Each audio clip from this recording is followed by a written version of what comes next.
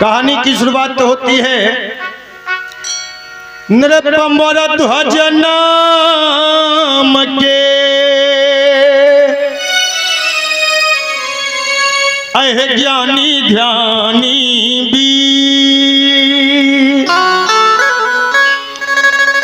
द्वापर में एक नृप भयो साधो भक्त प्रणवे। ये द्वापर युग की कथा है। द्वापर में भक्त मोरध्वज बड़े ही धर्मात्मा राजा थे, धर्म पारायण, धर्म पर चलने वाले। अह रानी इनकी पिंगला थी सुंदर सुखमोर। अह ताम्रध्वज युवराज भी अह रहते थे अनुकूल। इनकी पत्नी का नाम पिंगला था, महान पतिव्रता नारी, और 5 साल का बेटा ताम्रध्वज, पिता के आज्ञानुसार चलने वाला। जिसके घर में पत्नी आज्ञाकारी हो, पुत्र आज्ञाकारी हो, उसी के घर में स्वर्ग है। सरकार ऋषिका कुमारी, देखिए ऋषिका के तरफ से भी 102 रुपए का पुरस्कार है। बहुत बहुत धन्यवाद। देखिए दोनों भाई बहन की तरफ से पुरस्कार प्राप्त हुआ है। भगवान से कामना है कि बउआ दीर्घायु हो, होनहार हो, माता पिता समाज के नाम को रोशन करे, ये कामना है। पुनः निवेदन कर रहे थे, तीनों प्राणी भगवान के अनन्य भक्त, उनके राज्य में रहने वाले जितने प्रजा थे, सारे प्रजा सत्य और अहिंसा के कट्टर पुजारी थे। प्रजा जब रास्ता में चलते थे तो प्रजा रास्ता को बुहारते चलते थे। क्यों? कहीं पांव के नीचे चींटी न दब जाए। इतने बड़े धर्मात्मा वहां के प्रजा थे। जहां का प्रजा इतना बड़ा धर्मात्मा हो, वहां का राजा। 3 प्राणी, तीनों प्राणी का एक विशेष नियम था। जब तक अपने दरबार में किसी साधु महात्मा को, किसी भूखे व्यक्ति को भोजन नहीं करवा लेता था, तब तक 3 में से कोई भी अन्न या जल ग्रहण नहीं करते थे। किसी दिन अगर दरवाजे पर कोई भूखा नहीं आए, संत नहीं आए, जब तक किसी को भोजन न करवाए, उस दिन भूखे तीनों प्राणी रह जाया करते थे। भगवान मोरध्वज के इस भक्ति से प्रसन्न होके भगवान अपने सुदर्शन चक्र को कहा है, सुदर्शन, मोरध्वज राज्य में एक चींटी भी मरे तो उसको कोई जमराज का सिपाही पकड़ के नहीं ले जा सकता है, उसको सीधे तुझे मेरे लोक लाना होगा। तो भगवान के आज्ञा अनुसार सुदर्शन चक्र मोरध्वज सीमा के चारों तरफ पहरेदारी किया करता था। एक दिन की बात, आहो एक समय यमदूत ने अपने नियम प्रमाण मोरध्वज के धाम पे पहुंचे कुछ कर। जमराज का 4 सिपाही, प्राणियों के प्राणात्मा को पकड़ के ले जाने वाला 4 सिपाही जमराज के दरबार में अस्त्र शस्त्र लिया और मृत्युलोक के तरफ 4 सिपाही चल दिया। बीच रास्ता में 4 सिपाही विचार किया कि मेरे भाई, मृत्युलोक में ही मोरध्वज राजा का राज्य है, जहां तक हम कोई सिपाही नहीं गए हैं। ए दोस्त, क्यों नहीं हम आज चारों सिपाही मोरध्वज के सीमा के तरफ चलते। चारों सिपाही मन में विचार किया और भजन गाते चारों सिपाही चल दिया है। जब सुंदर देहिया अह माटी के, जब सुंदर देहिया अह माटी के, सोने के गहनमा का होई। जब सुंदर देहिया माटी के, जब सुंदर देहिया माटी के,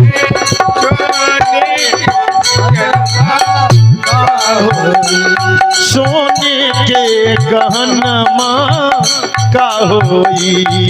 सोने के जब सुंदर देहिया माटी के, जब सुंदर देहिया माटी के, सोने के गहनमा का होई। सोने के गहनमा का होई।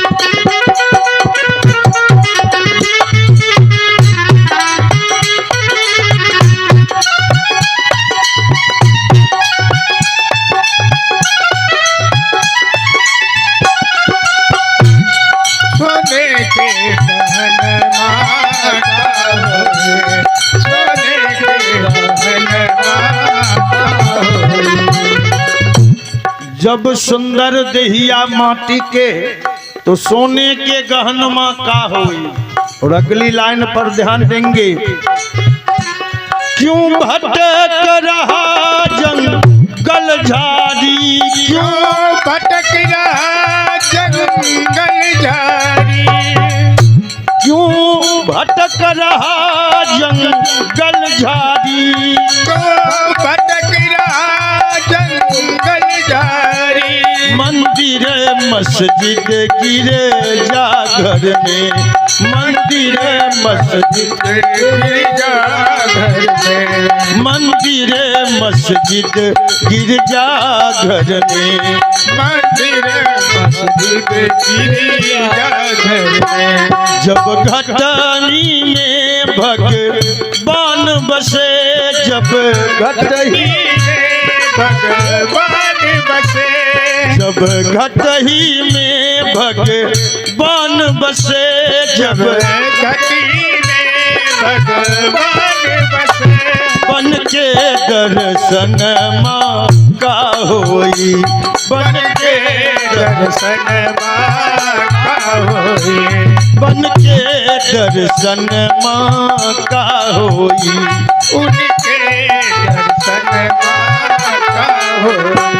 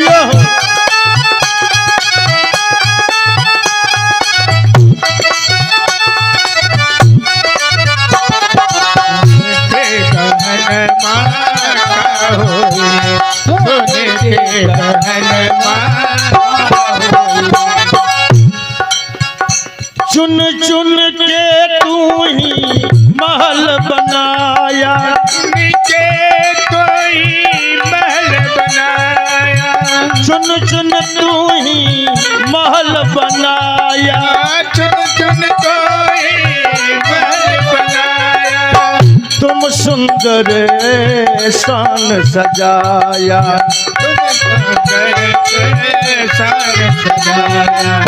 तुम सुंदर ने शान सजाया, तुम सुंदर ने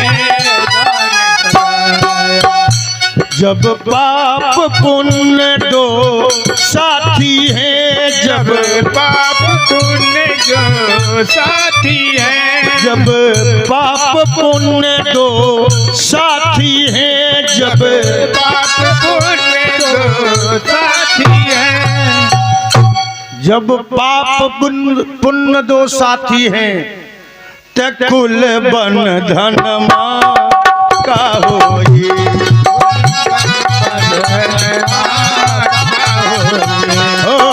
कुल बंधन मां का होई, कुल बंधन मां का होई। जब सुंदर देहिया माटी के, जब सुंदर देहिया माटी के, बन के दर्शन मां का होई, सोने के गहन मां का होई,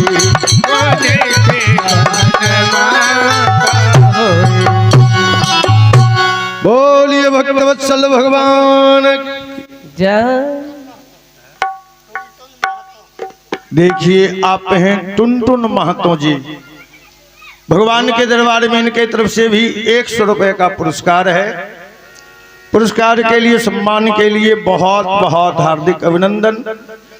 100 परिवार सानंद में, सुख में, मंगल में जीवन व्यतीत हो, ये कामना है। पुरस्कार के लिए बहुत बहुत हार्दिक अभिनंदन। आइए निवेदन कर रहे थे, कथा सुना रहे थे। चारों सिपाही मोरध्वज के सीमा पर जो पहुंचे, अब भगवान का सुदर्शन आके चारों सिपाही का रास्ता रोक दिया। ए दोस्त, कहां जा रहे हो? जमराज का सिपाही देखा कि ये भगवान का सुदर्शन चारों सिपाही का रास्ता रोक रहा है। चारों सिपाही कहा है, सुदर्शन तुमको इतना पावर कहां से मिल गया जो जमराज के सिपाही का तू रास्ता रोक के खड़ा है? सुदर्शन कहा कि ये जमराज के सिपाही, जानना चाहते हो ये पावर हमको कहां से मिला है? चारों सिपाही कहा कहां से मिला? सुदर्शन कहा डायरेक्ट पावर हाउस से। ए जमराज के सिपाही, मैं हूं हरि के आज्ञा अनुसार इस नगरी का पहरे वाला। कहा कि मैं भगवान के आज्ञा अनुसार मोरध्वज सीमा की पहरेदारी करता हूं, और भगवान हमको आज्ञा दिए हैं कि मोरध्वज राज्य में चींटी भी मरे तो उसको कोई सिपाही पकड़ के ना ले जाए। भगवान हमको आज्ञा दिए हैं, और तू तो जमराज का नौकर है ना, तेरा मालिक जमराज आएगा, हम उसको भी समझाएंगे। अगर नहीं मानेगा तो ध्यान से सुन लो। आहो तो क्या खुद जम भी जा न सके, जब तक मैं हूँ यहाँ रखवा, तो क्या खुद जम भी जा न सके, जब तक हूँ मैं, खुद का खुद जम भी जा न सके, जब तक हूँ मैं।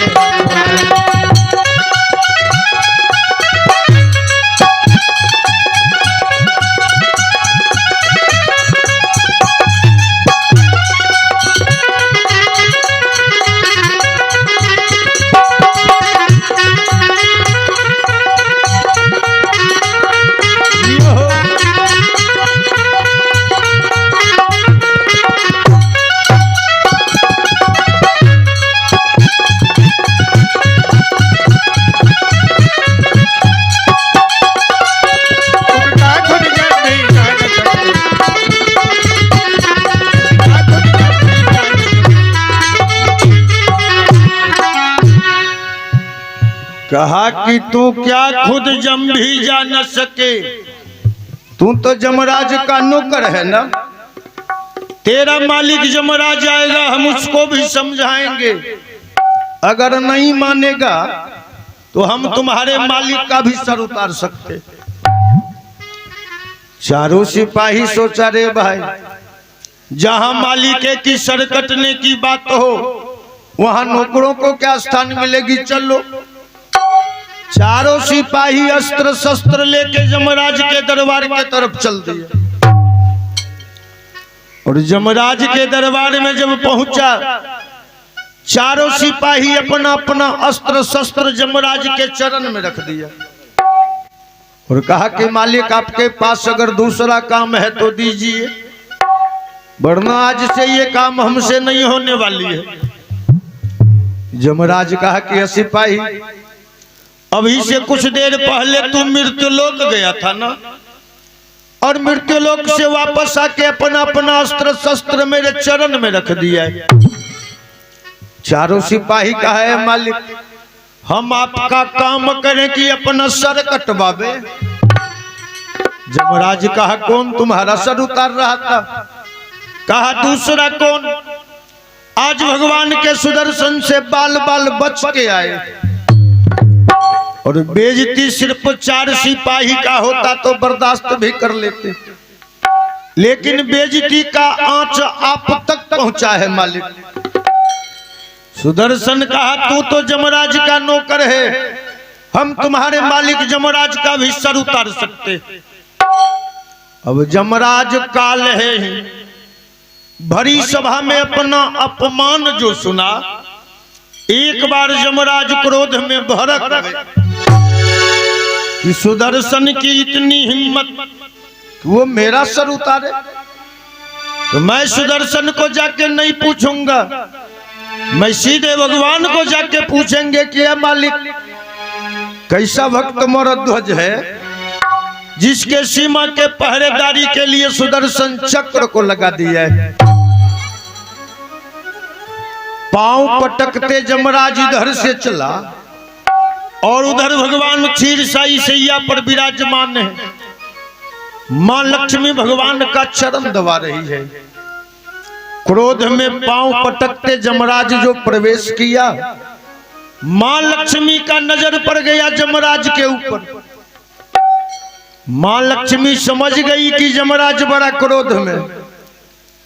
मां लक्ष्मी भगवान का चरण हिलाई, स्वामी जगिए ना, जमराज आज बड़ा क्रोधी मालूम पड़ रहा है।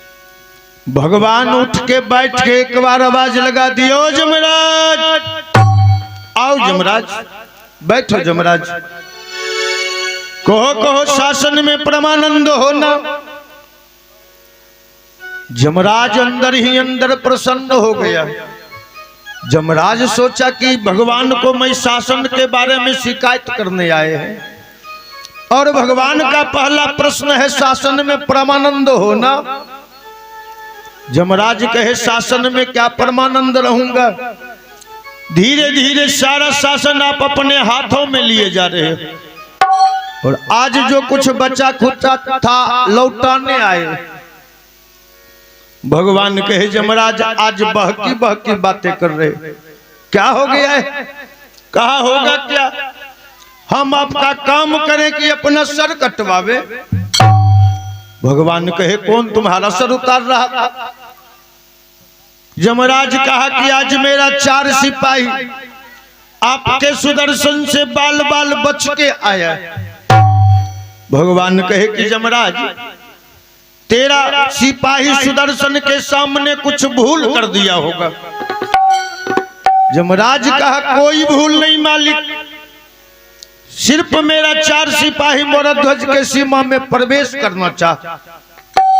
भगवान कहे मोरध्वज कहाँ मिला? मोरध्वज कहो कहो। मोरध्वज के बारे में सुनने के लिए सर्वदा तत्पर लगा रहा करता हूं। अब जमराज एक बार नाम लिया, भगवान 108 बार माला जो जपने लगे। जमराज सोचा कैसा भक्त मोरध्वज है, हम एक बार मोरध्वज का नाम लिए और भगवान 108 बार माला जपने लगे।